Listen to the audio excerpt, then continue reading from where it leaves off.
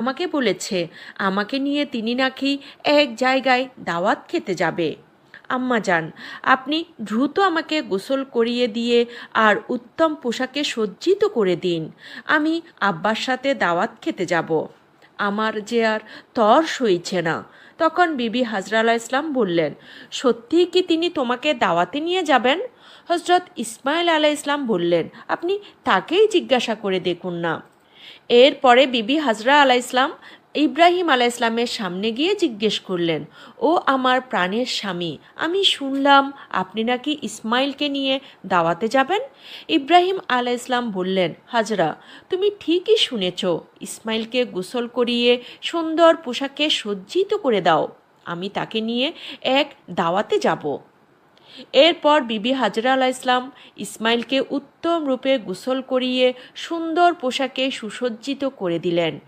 অতঃপর তাকে স্বামীর হাতে তুলে দেওয়ার পূর্বে বললেন, ও আমার প্রাণের স্বামী, ইসমাইলকে আমি ছোট থেকে এ পর্যন্ত লালন পালন করেছি, কিন্তু এর মধ্যে আমি তাকে একটি বারের জন্য আমার দৃষ্টির আড়াল করিনি।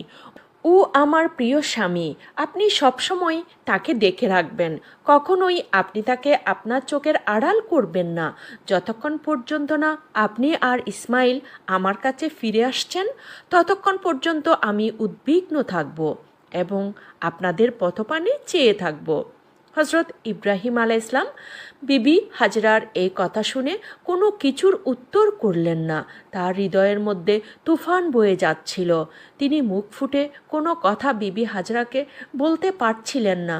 তার অশ্রু যেন দুচোখ বেয়ে বেরিয়ে আসতে চাচ্ছিল, কিন্তু তিনি তার চোখের অশ্রুগুলিকে আল্লাহ রাব্বুল আলামিনের মহব্বতে ধরে রেখেছিলেন। এরপরে হজরত ইব্রাহিম আলাইহিস ইসলাম ছেলে ইসমাইলকে নিয়ে চলতে লাগলেন মিনার পাহাড়ের দিকে।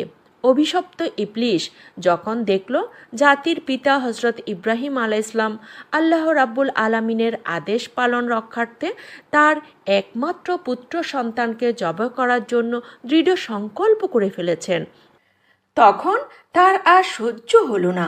সে বলতে লাগলো, হায় রে মানব জাতি, এই মানব জাতির জন্য আমি বেহেশত থেকে বহিষ্কৃত হয়েছি এবং আমি চির জাহান্নামী হয়েছি। আর সেই মানব জাতির একজন সন্তান ইব্রাহিম আল্লাহ তাআলার আদেশ পালন করে তার প্রিয়ভাজন হবে, এটা আমি কিছুতেই মেনে নিতে পারি না। এটা আমি কিভাবে সহ্য করব? কোনোভাবে এটা হতে দেওয়া যাবে না। যে করেই হোক ইব্রাহিমকে এই কাজ থেকে ফিরিয়ে আনতেই হবে।